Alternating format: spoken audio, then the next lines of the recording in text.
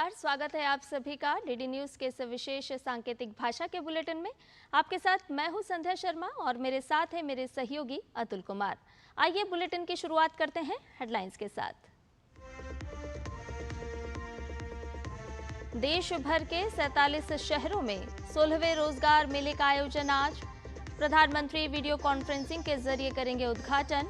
51,000 से ज्यादा युवाओं को देंगे नियुक्ति पत्र। केरल दौरे पर केंद्रीय गृह मंत्री अमित शाह तिरुवनंतपुरम में भाजपा राज्य समिति के नए कार्यालय का करेंगे उद्घाटन। विकसित केरलम सम्मेलन में भी लेंगे हिस्सा।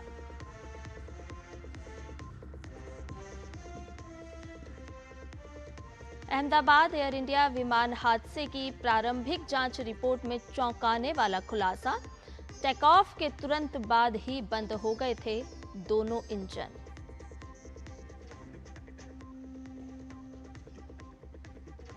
मराठा मिलिट्री लैंडस्केप्स यूनेस्को की विश्व धरोहर सूची में शामिल। विदेश मंत्री डॉक्टर एस जयशंकर ने जताई खुशी। मुख्यमंत्री फडणवीस ने कहा, ये गौरवशाली क्षण।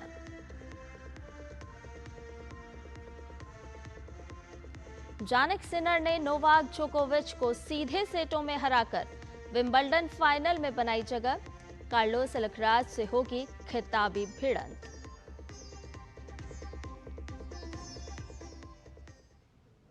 आइए सभी समाचारों को जाने विस्तार से।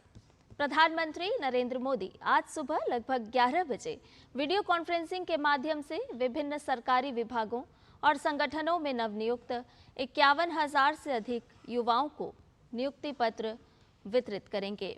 इस अवसर पर वो नियुक्त लोगों को संबोधित भी करेंगे। रोजगार मेला रोजगार सृजन को सर्वोच्च प्राथमिकता देने की प्रधानमंत्री की प्रतिबद्धता को पूरा करने की दिशा में एक पहल है। रोजगार मेला युवाओं को सशक्त बनाने और राष्ट्र निर्माण में उनकी भागीदारी के लिए सार्थक अवसर प्रदान करने में महत्वपूर्ण भूमिका निभाएगा। देश भर में रोजगार मेलों के माध्यम से अब तक 10 लाख से अधिक नियुक्ति पत्र जारी किए जा चुके हैं। 16वां रोजगार मेला देश भर के 47 स्थलों पर आयोजित किया जाएगा। ये नियुक्तियां केंद्र सरकार के विभिन्न मंत्रालयों और विभागों में हो रही है। देश भर से चुने गए नए कर्मचारी रेल मंत्रालय, गृह मंत्रालय, डाक विभाग, स्वास्थ्य एवं परिवार कल्याण मंत्रालय, वित्तीय सेवा विभाग, श्रम एवं रोजगार मंत्रालय सहित अन्य विभागों और मंत्रालयों में शामिल होंगे। केंद्रीय गृह मंत्री अमित शाह आज केरल के दौरे पर रहेंगे। इस दौरान वो कई अहम राजनीतिक और सांस्कृतिक कार्यक्रमों में हिस्सा लेंगे। गृह मंत्री आज राज्य में भाजपा कार्यालय का उद्घाटन करेंगे।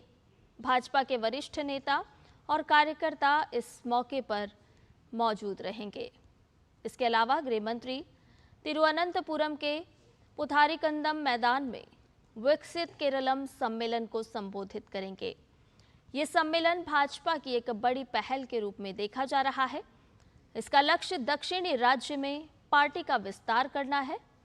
अमित शाह शाम को कन्नूर जाएंगे, जहां वो तालीपरंबा स्थित प्रसिद्ध श्री राजराजेश्वर मंदिर में पूजा अर्चना करेंगे।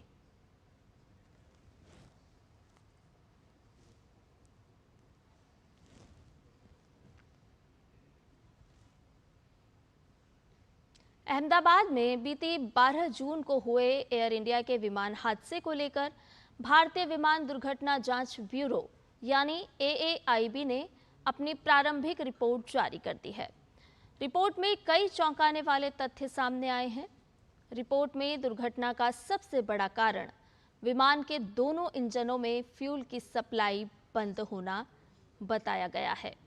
रिपोर्ट में कहा गया है कि विमान के दोनों engine fuel cut off switch run से कट ऑफ हो गए। इस कारण टेक ऑफ के चंद सेकंड के बाद ही विमान के इंजन बंद हो गए। मराठी मिलिट्री लैंडस्केप को यूनेस्को की विश्व धरोहर सूची में शामिल किया गया है। इस बात को निर्णय विश्व धरोहर समिति के 47वें सत्र में लिया गया।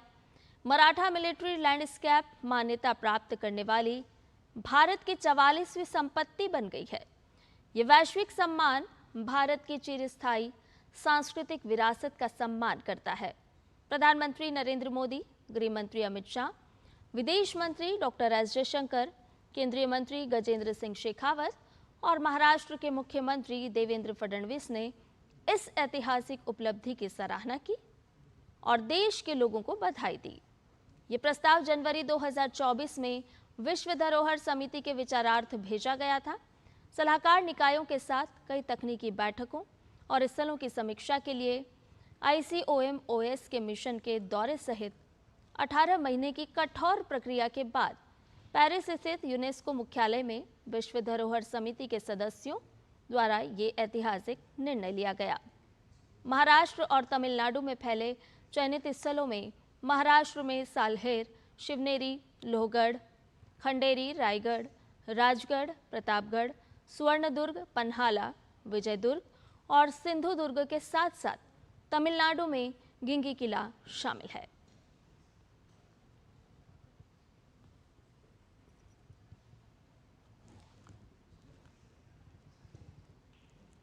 दिल्ली के उपराज्यपाल VK सक्सेना ने दिल्ली में मुख्य सचिव धर्मेंद्र कुमार को पत्र लिखकर आधार कार्ड बनवाने के नियमों को सख्त करने के निर्देश दिए हैं। इस पर दिल्ली विधानसभा अध्यक्ष विजेंद्र गुप्ता ने कहा कि अवैध प्रवासी दिल्ली की बड़ी समस्या है, जिसके समाधान के लिए सभी दलों को साथ आना चाहिए और एक कॉमन मिनिमम प्रोग्राम बनाकर राजनीति से ऊपर उठकर एक साथ इस समस्या से बाहर निकलने की बात करनी चाहिए।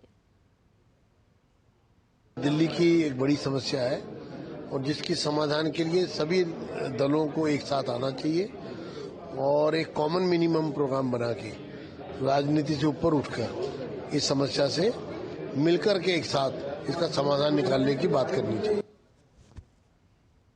महाराष्ट्र में मुंबई सीमा शुल्क जोन 3 के हवाई अड्डा आयुक्तालय के अधिकारियों ने बड़ी कार्रवाई की है। अधिकारियों द्वारा 3 मीरकैट, 2 ग्रेट बिल्ड तोते, 2 सुमंत्रन धारीदार खरगोश और 1 इंडोचाइनीज बॉक्स कछुआ बरामद हुआ है।